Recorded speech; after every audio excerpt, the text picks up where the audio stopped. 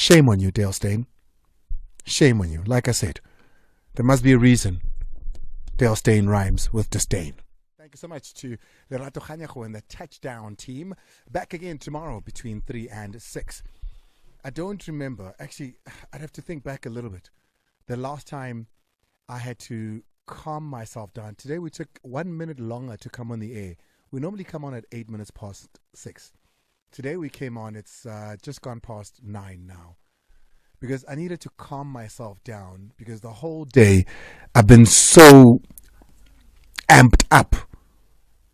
And I needed something to release that amp so that I come here clear-minded in what I'm going to say. So I don't say things that end up getting me in trouble because of how I'm feeling. The reason I'm feeling the way I'm feeling is because 2 days ago on this show, we told you about a young boy, 17 years old.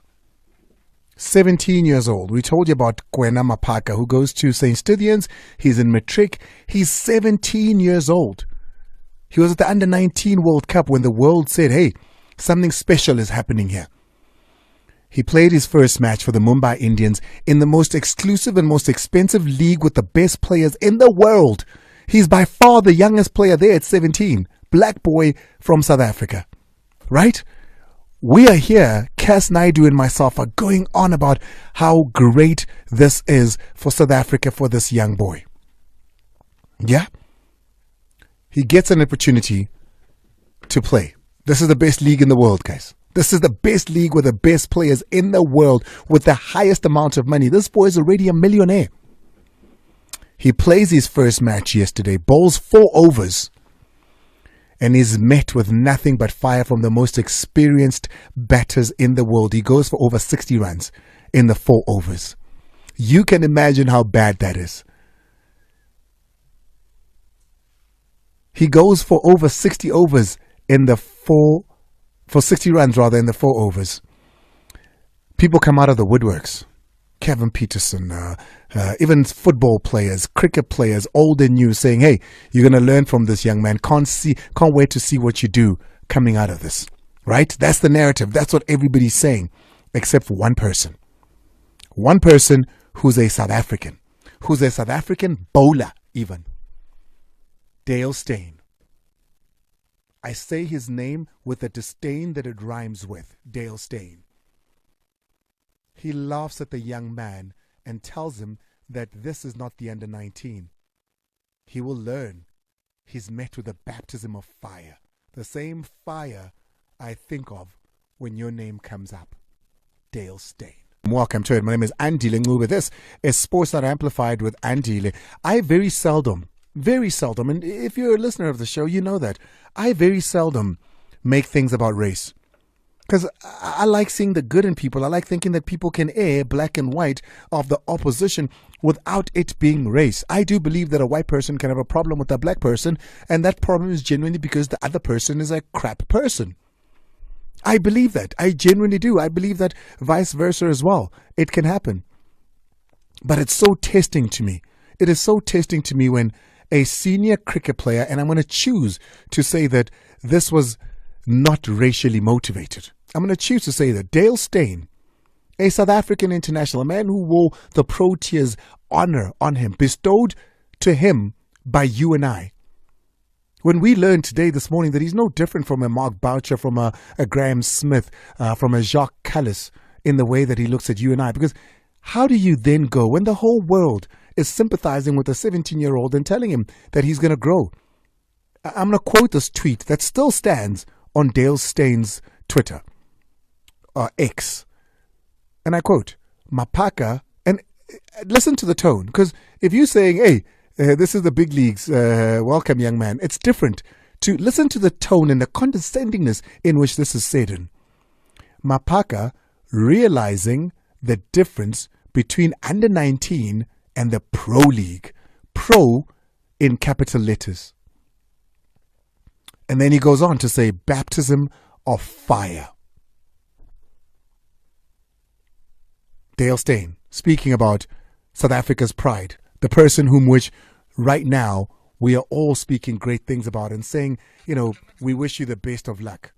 No, not Dale Steyn. not a professional, a South African, a fast bowler, somebody to which this kid is probably looking up to, has looked up to. He then comes back today, after having seen the backlash. Today, he comes back and says, and I quote, I woke up feeling for Kwena Maphaka today, but I know he's surrounded by some amazing people at Mumbai Indians, and he's going to be absolutely fine. His first experience, regardless of result or performance, should still be the most amazing cricket experience he's ever had. At just 17, it's only upwards from here. Well done, young man. End quote. It's a little too late, isn't it? It's a little too late, isn't it? And also, if you read into it the way I did, I looked at it and I thought, I know exactly what this is. He's had the backlash. So he's now thinking, ooh, this is too much backlash. Even from corners of society, which is a cricketing community, white, Indian, all sorts, are saying, what the is wrong with you? So now he's got to save face and say something nice so that he doesn't look like the toilet seat that he is. But he can't even in that begin to apologize for what he said, and I'm glad he didn't, because all it means is that he truly, truly feels like that. I am highly disappointed, but not surprised. Because if you fly to Durban every week and you see the ocean and you get surprised and you get worked up by it, and every week you do the same thing, then the problem is you.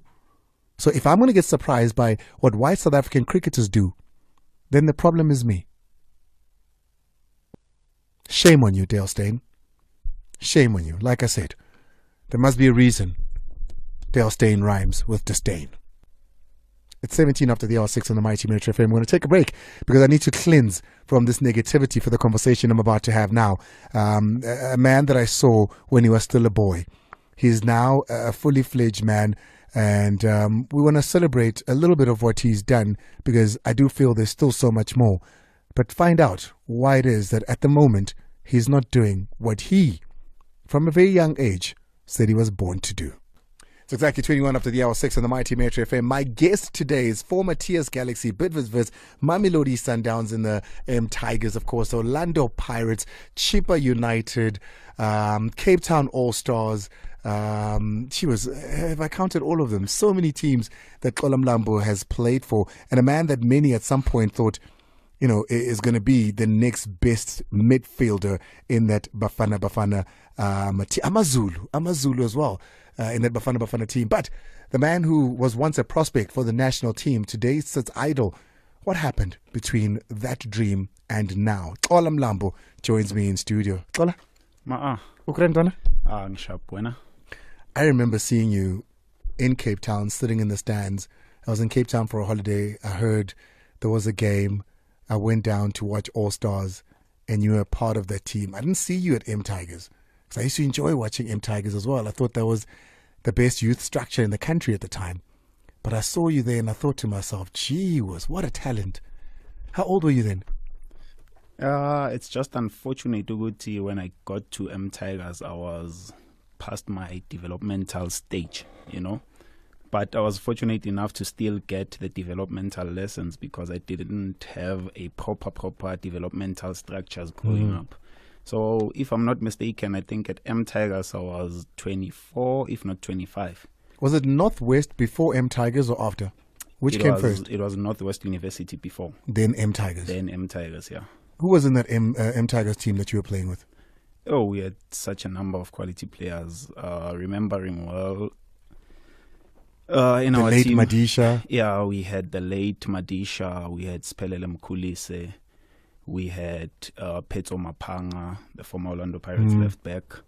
We had Kaya Shozi. We had quite a number of great players. We had Stanley, who was our captain at that time. He also went on to play for TX Galaxy, JDR. We had Khawone, who was a centre back at TS Galaxy as well. We had Budibe, who played a final against Kaizer Chiefs when TS Galaxy won. I mean, right-footed, who played on the left. He was dealing with Ukama Billiard. So we had quite a number of talent. I mean, Paseka Maku was in that team as well. It's just unfortunate, Uguti, there's a player that people did not get to witness who was called Orozco. You know, we used to admire playing with him. He made football so simple. I think if you can mention quite a few players that played in the first team, Aleso Skati, when Abo Pelembe was still in the first team, Abo Lafo, they respected him a lot. He was the next surprise Moriri, so they said. But what happened to him? Football. What does that mean? He had a first team contract at that time, Mamelodi Sundowns, when we were there. And because when we moved, you know, when you are binded by a contract, it then limits you to be able to explore other moves, to go to one place to the other. So I last saw him there. You know, it was just unfortunate, and my heart was so sore. Mangizuguti Agasana team now, he was playing somewhere, Blom in the Vodacom teams, but was such a talent. So he's quite said to had a number of good players. And it happens a lot. I mean, I met with a mother yesterday who was telling me about her child who's 25, and everybody's always said he's the best player they've ever seen, but he doesn't make it onto the top. It happens. Sometimes the greatest talent, and Sonke Sabazakasi, where it's like, yo, this guy was the best at Kaslam, but they never quite make it into the top form. So there's an element of luck as well in football, do you think? Yeah, it does. I think luck contributes a lot. But it's said if one player at that age already had a first team contract and vanishes, you know, it shows Uguti he was. Maybe we should find Roscoe. We should find Roscoe and bring him in. If Xola says this was the biggest prospect for South Africa, definitely and he never was. I mean, he was Paseka's best friend. There you go. There's a link. Paseka Marco will help us out here. But before we go to what's since happened, because, you know, I can't say you're without a team, because I don't look at sports like that. You're not without a team. You're without a job at the moment, because that's what it is. That's your livelihood. That's how you feed your family. That's how you work to pay your bills off. So at the moment, you're without a job. Before we get there, I want us to relive a moment. 3rd of October, 2016. Do you remember that day? That laugh and that smile tells me that date. Do you remember that day? I'm not sure if I'm correct, but if my memory serves me well, the final. It is. It is. What final? MTN 8 final. MTN 8 final at Mbombela, yeah. Wits versus Sundowns. And more importantly for you, because it was against Sundowns. Yeah. What do you remember about that day? Oh, that day. 8 years ago, man, Chikol. Yeah, it's been quite a while. And unfortunate, Uguti, the memory never dies, you know. And when you see on social media people still posting and talking about that game, I mean, how many MTN 8 finals have been playing? But people don't stop talking about that. That means we did something great at that time, you know. It was goosebumps. And it was not just any Sun. It was a Sundowns under Pizzo. Yeah, it was a very strong Sundowns. I mean, that's a Sundowns that won Sundowns the Star. So it shows it was a very strong competitive Sundowns. They had Abo Keegan Dolly, I mean, Pesitao, Kamabila was there. Elias, I think Pelembe was still there at the time. No, he was with you. No, Pelembe was with us. He was with you, yeah. Yeah, but they had the greatest players that you can think of in the PSL. Anthony Lafort, you can name them. And you took them on in the final. You playing a team that gave you football, basically, that taught you football, because you were part of the structure of Sundowns for so long. But on that day, hey! And I hadn't finished my welcoming into the PSL because I hadn't had a full-on season into the Premiership. That's why when I recall of the moment, like it gives me joy to say God sometimes works in mysterious ways, you know. I mean, we were only used to playing against that team when I was at M Tigers, playing AMA friendlies against the players that did not travel when we were not playing the Vodacom League. And then here, a few months later, found myself playing in the same stage with them in an MTN 8 final. I'm a player because, you know, yeah. Is it correct to say because you were not good enough to get into the first team at Sundowns? How do you look at it? I don't look at it as good enough. I think sometimes there's so many ways of making it, you know.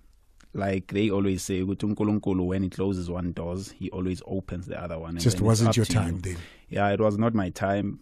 I think the conversation we had, Coach Dan, when we left Mamelodi Sundowns is that he offered them close to 8 players at that time from the reserve team. Is this Pito now? Pito was at the first team. Okay, so which coach are you talking about? So, we were coached by Coach Dan Malisela. Oh, you mean the coach at Tigers, Dan Malisela, no Zipo. Yeah, they did not have a space for all of us because the players that only stayed behind, Begu Mkulise, but I did not even have a space. So the only person that made it to play in that team of ours to graduate into the first team and play, Begu, the late Ace Madisha. I mean, may his soul rest in peace. Because Mkulise had to leave as well, Black Leopards and so I guess indlela zethu ngeke zifane. Our journey was to go through Cape Town All Stars, from Cape Town All Stars sonke, because even the players that I've named, Abo Petso Maphaka, we left the reserve team of Mamelodi Sundowns. We went to Cape Town All Stars.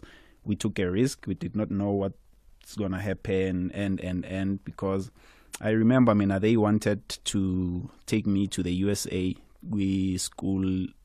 college league. It was Mr. Bishop at that time. And Coach then came to me and said, you know what, I have a plan. If you're interested, then we can go together. To Cape Town, because he was then under, I think, the ownership of Lunga down in Cape Town at the time, bringing in the coach there. So you had an opportunity to go to the US. Coach Dan said, no, let's go to Cape Town. Do you think about that now, when you think about the decision you made then? I think the decision that I made was good for me because it was not a guaranteed thing. It was a suggestion from Mr. Bishop. I think he was the head of development at that time, And then when Coach then came with a proposal, he sounded well and convincing about it, and I accepted. And that's why I'm saying I'm grateful I took the decision that I took at that time and trusted Coach then. Because, it's better the devil sometimes, I look at your journey and I look at everything that you've done. And like I said, at some point, people were saying, here's a possible prospect. And I think it was when you had Orlando Pirates. Here's a prospect for Bafana Bafana. There was those murmurs and those rumors to say, this could be somebody that could be in that team. Today you sit and you watch Bafana Bafana from afar. Do you remember that time? Yeah, I definitely do. There's a moment even worse that I don't forget when I think the national coach was Stewart. Everyone was saying the boy now deserves to be in the national team. And he came out with his own mouth and said, yeah, the boy deserves, but unfortunately it's just that the game we are going to play, I don't think it would suit him. It was a bitter pill to take because he spoke about pace and skill and whatsoever. And you look at the international players, I always reference Ofu Busquets, which he played against your Brazil or whatsoever, speedy, pacey players, skillful. But they had a belief in him and they used him, So after he had said that, I think I made peace with the fact that maybe my journey to represent South Africa is not with the national colors, but to either represent South Africa with the team that I'm currently playing for whenever it is, because I was granted an opportunity to compete in the continental stage with Westvets University. That's also part of representing the national team. I managed to do that playing for Orlando Pirates. It's representing the national team. I did that again, Amazulu. So I then said, there's better ways of representing the national team. It's not only with the national team colors, But Xola, something like that, Tyson, who's represented the national team, is a little bit older than what you are, still has hope that one day he'll get in there. You don't come that close to the national team. Have a coach say that about you and you just say, oh, okay, there's other ways, and you move on. Something like that, doesn't it psychologically? I think it does. It does impact a person at that level, my answer. But for me now, I think I took it as a motivation. That's why I then told myself, Uguti, it's not a deal breaker. It's not the end of it, So I did not close the door of saying I will never don the national team jersey. I just look at it in a different eyeball to say, okay, this is a time for me to refocus and actually not to be hurt by the news and disappointed and then bend my head as if like it's the end of the world. It gave me the courage to even prove myself even better and more. I can imagine just hearing those words. It must feel like a knife through your heart at the time. Definitely. I mean, you're sitting at home, the national team has been called up, and then you hear the national team coach saying that, yeah, it deserves to be, but you did not call me. You might have well not have said it. It would have been better had he not said Definitely. it. Yeah. Now, and this is why, because 2016, highlight of your career with Wits, because of everything you won. It was the league that year, was the MTN, you went into Africa. That team was a solid team under Gavin Hunt, correct? Definitely. You then move, Orlando Pirates, TS Galaxy, the last team you were with. But we sit here today, if anybody's been listening to this right now, they might be like, oh, where is he now? Because we're telling a good story of an obviously great player, not even promising. At this point, you're not promising anymore. You are within the fold of good players in South Africa. Xola, why are you without a job? Yeah, Andile, it's a very difficult subject when it started, but I'm at peace with what happened now, because when I left TS Galaxy, I was approached and confronted to say the coach says you are no longer part of his plans and they are terminating the contract and I'm a footballer who is not. How long was your contract? I had a 2-year contract with TS Galaxy. And how far into your contract were you? I think we were left with 2 games. Oh, then the end of the contract? No, we were left with 2 games towards the end of the first season. So you still had another year of your contract? Yeah, I still had another year of contract, and then the team manager called me and said, the coach says you mustn't join the team, and it was 2 games to go. I then said, oh, okay, no problem, cool, because I had to adhere to that. And then it went on, to find myself in a situation where I was. If maybe I was without a job and I had an opportunity to go look for a job elsewhere. But I want to take you back a little bit. Sorry, I don't understand these things holistically. If Metro FM calls me today and say, hey, don't come in tomorrow, I'm going to say, oh, okay. Then Monday will come and Tuesday will come. Then I'll call to say, hey, guys, can I come in now? Then they'll say, no, you're not part of it. And then I'll go and say, okay, I need a meeting. I want to know why. What's going on? Yeah, in football, I think you can do that if you don't understand and don't know why. So when the manager called me, he made it clear to say the coach says he no longer needs you in his team. You don't want to know why? And then she then said, because it's team's daughter, we will arrange your individual training session until the end of the season. I said, okay, cool, no problem. And then when the season ended, they then contacted me and said, no, you are no longer part of the plan. Apparently your relationship with the coach has been broken. I said, oh, okay, I cannot force to be in a place where I'm not wanted, Andile. How did you break your relationship with the coach?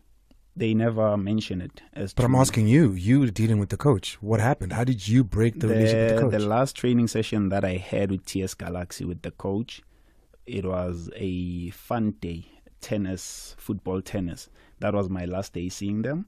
And then we played football tennis, and the coach were cheating us. And then I moved on the side, did call. After the training session, we prayed. Tim Sugazi was there on the day, and then nothing was said or called in for hearing or whatsoever if maybe I disobeyed the coach or whatsoever for cheating us when we were playing tennis, And the saddening thing is that I met with the assistant coach prior and after they've terminated my contract while I was busy dealing with the nitty-gritties of it. It was in engine, And when I met with the assistant coach, he was working with the analyst at that time.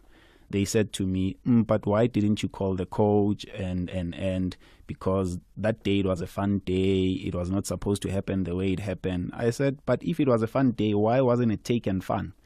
So, Xola, you're saying to me, you guys are playing that football tennis. It's made popular, I think, in Brazil. And it's fun. I've seen it. You guys are very highly skilled in it. The coaches are cheating you, maybe calling balls that are out in, etc., etc. Yeah. You call them out for it to say, "I need ropa," and you move aside, right? It didn't happen only like that, because they cheated us first, and then we accepted and moved. We took the loss and say, oh, okay. So what really got to me, it's the remarks that were always made when we were being cheated. Hey, I'm the coach here, to the referees. So the referees are obviously the technical team. the masseuse, the whatsoever. I'll fire you and whatsoever. So you listen to those statements. I mean, I'm a human being. They don't sit well. And I've seen it happen, unfortunately, when a person does not agree with the coach and they found themselves without employment. I mean, we had, who's the guy name, if I'm not forgetting the name, but he was the one, I think he was like a team manager of some sort or license manager, none. It was the game against Swallows. He called the coach to say it's your time, and the coach did not receive those news well because he was busy, I think, talking with team in the field. After that, we heard that he was fired, you know. So, and then the incident when players were not paid, there was a voice note that was leaked. I remember that. Yeah. I mean, I was one of the people who were trying to speak to the guys to say, I know it's difficult, you know. Let's try and help each other out and see the phase. It will go over. If you can help a brother to have bread so that he can come to work, so be it. I remember somebody saying that in that meeting, in fact. It was me. Oh, okay. You know, saying all of those things. And then the person that leaked the audio found himself without a job. He was fired, you know. So once you disagree with was it a coach, player? No, it was not a player. He was amongst the people that were working with social media and whatsoever, you know. So it happened. So when my situation happened, when the remarks were being sent and whatsoever, I did not like it. I'm a human being as well. We cannot be having fun and playing, then a repetitive situation occurs and certain things are said and done. So why are the coaches partaking in a footballing tennis if they won't take losing? And they will say things, if it's jokingly, and I think my moving aside and was not appreciated and accepted, because there's nothing that I said. I just said, I can't stand being cheated like this all the time, you know? And when I moved aside, if there was a huge deal breaker, I think maybe I was supposed to be called in for a meeting and say, hey, you don't behave in this manner, and then I'll apologize if I have to apologize. Or I should be asked as to why you're doing this. And then I'll explain my part. And then maybe we find a way of resolving this matter. But the team called up. I was out of the team. I took it as if like, oh, I guess I did not perform well enough to travel with the team. And after the final game that they played, I received a call later on from the team manager. That's how it happened, you know. Gotta hold it there because I'm in disbelief. I really am. And I find it hard. It makes no... Let's take a quick break. When we come back on the other side, Xola Mlambo is with us.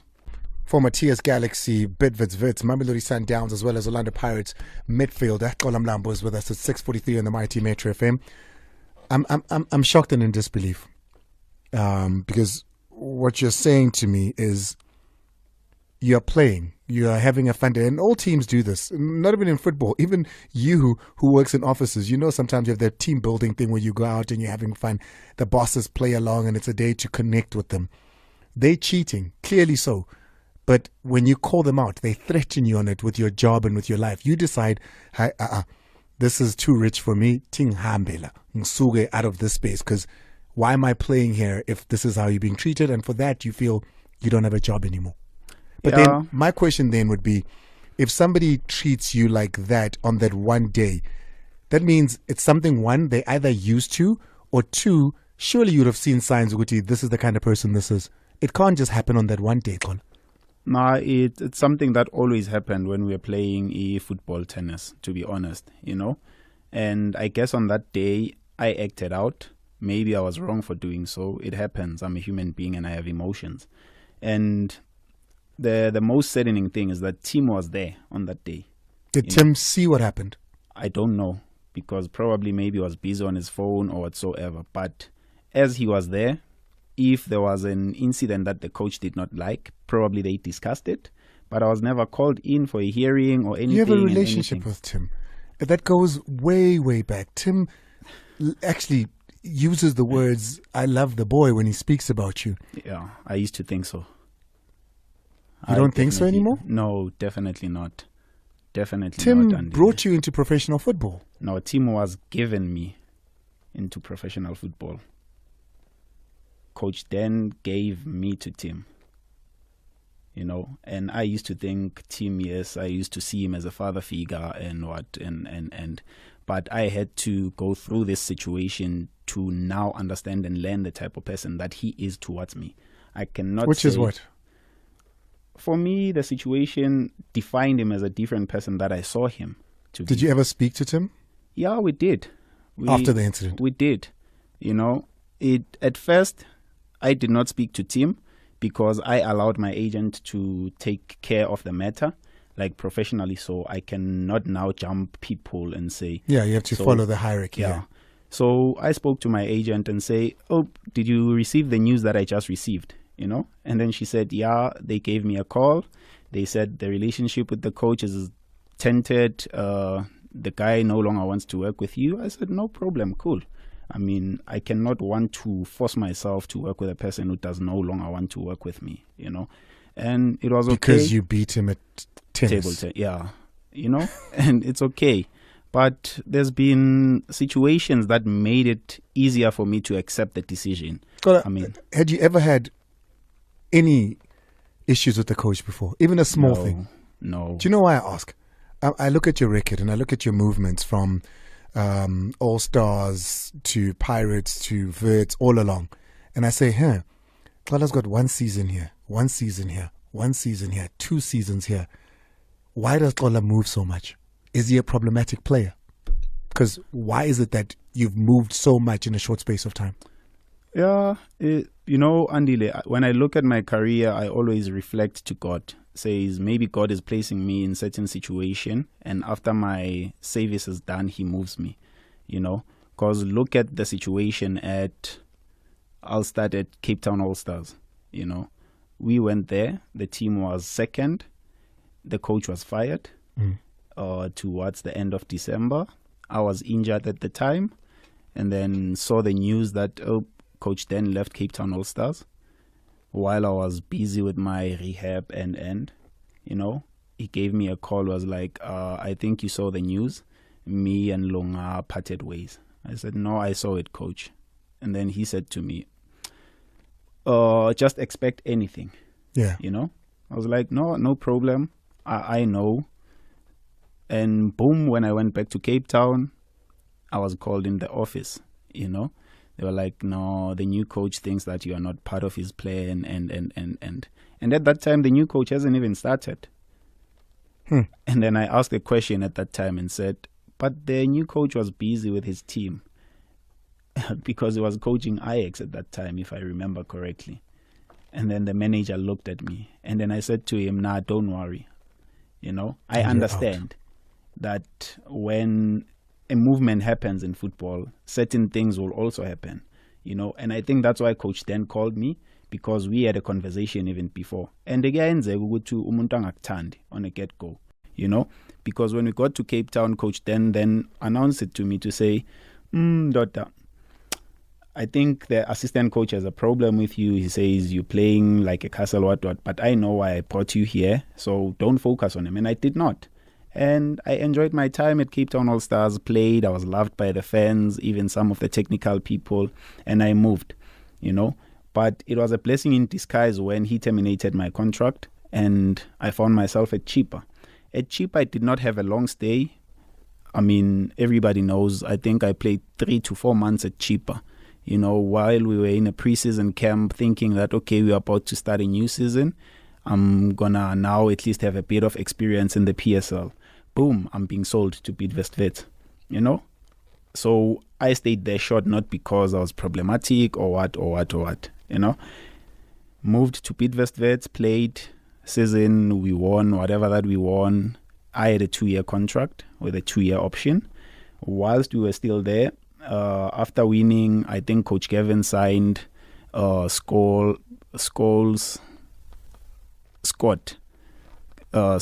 Steven Pinar, quite a number of players, and it happens in football. So I was out of favor, but luckily I found myself being bought by Orlando Pirates, you know, and then I moved. I don't remember fighting with Coach Kevin. I don't remember having any squabble. And then I actually moved from Vets to Orlando Pirates just after they renewed my contract, exercising the 2-year option, because I had a 2+2. Yeah. They exercised the option, and then I moved to Orlando Pirates. Played at Orlando Pirates. we finished second twice. And then there was movements of coaches, and the new coach came in. When the new coach came in, we tried, and I was out of favor. They signed new players. Orlando Pirates is a big team. It happens. When you're out of favor, they're looking at other people, and they sign. You move. You accept. And then I found myself at AmaZulu. AmaZulu, we played. We finished second. Managed to put AmaZulu. This is the Benny season, yeah? Yeah, managed to put AmaZulu in the CAF competition. Never happened before. No one have ever saw it coming to say AmaZulu would find themselves playing in the CAF competition, but it happened. And then it happened. My contract ended with AmaZulu. I had 2 seasons. They did not see the need to keep us because there was a lot of changes happening. I remember that onslaught. There was a lot of players. Yeah, a lot of players, and it was us, the new players, and I think me, Mulenga, Memela, all the big names. I remember that. I spoke to Memela actually after that. All the big names, we moved. And then I found myself at TS Galaxy towards the end of the season. It was the first incident that I had, if I remember correctly, with a coach that happened, and maybe the situations that happen. I'm a very emotional person, and I get attached with young players. The situation with Keletso, I did not like it. It happened, but I never said anything about it. I moved. Which situation? Hold on. Let me take a quick break. Xola Mlambo is my guest, by the way, midfielder that at some point was the next Bafana Bafana player. Those dreams never quite worked out, but it seems a lot of your dreams at the moment, you look back at and there's a lot of unfulfilled, unfinished business that you have with football. Yeah, definitely. I cannot say the football chapter is closed. You're only 32. Yeah, and I still feel younger than that, which is a positive to me. I don't have a problem of weight, and whatever happened at TS Galaxy, it's way past beyond me. Is Siad a good coach? Do you think he's a good coach? I don't know. You tell me. According to you, do you think he's a good coach? According to you, so that I can give you a proper answer. I've never played. You've played. You've been coached by many coaches, some of the best in the country. Gavin Hunt, Dan Malisela. Do you think he's a good coach? According to me, I think it's a two-pronged question. I'm going to say to you, do you think he's a good coach and he's a good person? So don't mix the two. As a coach, do you think he's a good coach? To me, I think he's still a learning coach, according to my opinion. He does not have any history, so we cannot guarantee or warrant him being a good coach as yet. He's in his learning phases. Is he a good person? I've never witnessed that. Okay. There's a person who thinks you're a good player. There's a person who, in this time of where you are, wants to pick you up. Coach? Yeah, Andile, how are you? I'm good, Coach. How are you? Yes, sir. I'm a little bit sad right now, Coach, because I'm speaking to Xola and he's only 32 years old, and you know his situation, you know where he is, but more so, you know him before he was the man that he is when he was a boy.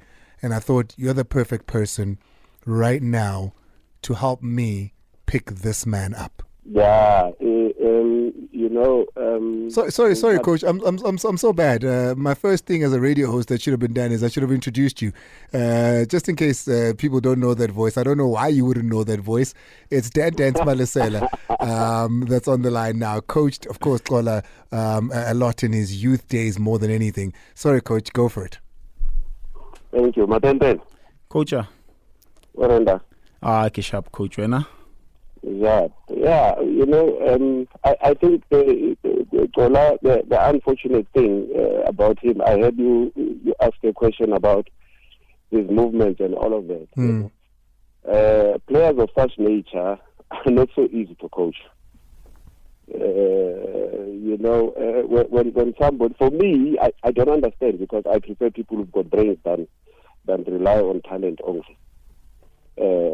For me, I think he should be playing for a club that plays thinking football. Unfortunately, he's like I said, it's not easy to coach him. You cannot get an ordinary person to coach him, or somebody who's still learning coaching, to coach him. He needs a mature person. He needs a person who understands it. And I think the unfortunate thing again is that with footballers, I think maybe Xola did not. I think I told him this once when he was a Pirate and they were playing in a 6, and I said, Xola, you must tell these people you are not a 6. You know, you should be playing somewhere where you can create things, because you are a creator of goals and all these things, and even can score. You know, because sometimes it disturbs your football.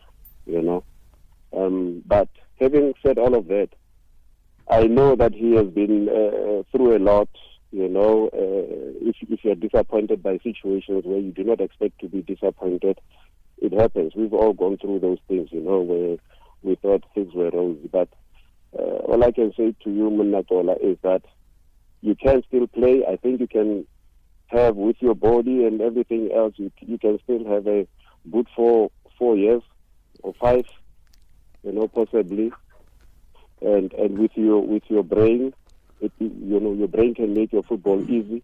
So don't stop, you know, don't stop, continue.